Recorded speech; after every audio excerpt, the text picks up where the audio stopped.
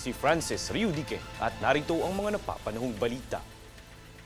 Sunod na umanong aarestuhin ng International Criminal Court si Vice President Sara Duterte. Ito'y ayon sa pahayag ni Senator Amy Marcos nitong Martes.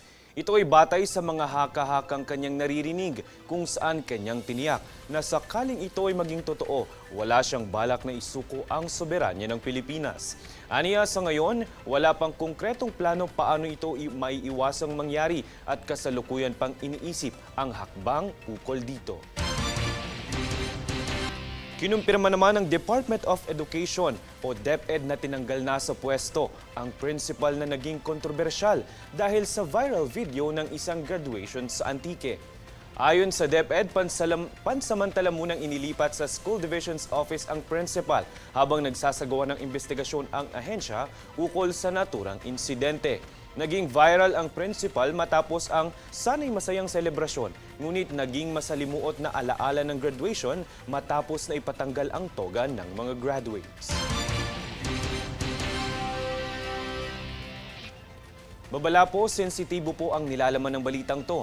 Isang 29 years old na lalaki po kasi ang sinakmal at binalibag ng isang buwaya habang namamasyal sa isang parke sa CI Zamboanga, Sibugay. Mismong lalaki umano ang lumapit sa hawla ng buwaya at inakala niyang laruan lamang ito. Napag-alamang may mental disorder ang lalaki. Rinig ng mga kapwa na namamasyal sa parke ang daing at pamimilipit sa sakit ng lalaki mula sa kagat ng buwaya. May mga bantay naman umano sa parke, ngunit biglaan ang pagpasok ng lalaki. Na-rescue ng mga otoridad ang lalaki na nagtamo ng sugat sa binti at balikat. Kami ang boses ng pagbabago. Ako si Francis Riudique at ito ang News Force. Sa ulo ng mga balita.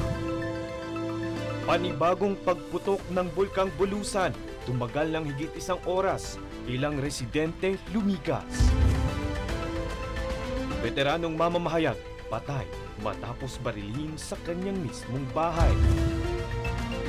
Philippine Embassy sa China, pinagpapaliwanag kaugnay ng pagpapaluwag ng travel restriction ng Pilipinas sa Taiwan.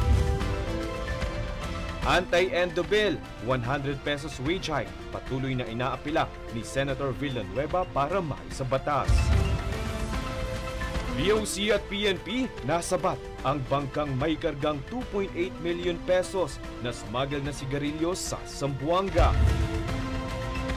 Protest votes, malaking tsansa na isulong ng mga Bisaya-speaking areas. Patas at pantay na balita, komprehensibong ulat para sa pulso ng masa. Ito ang News Force.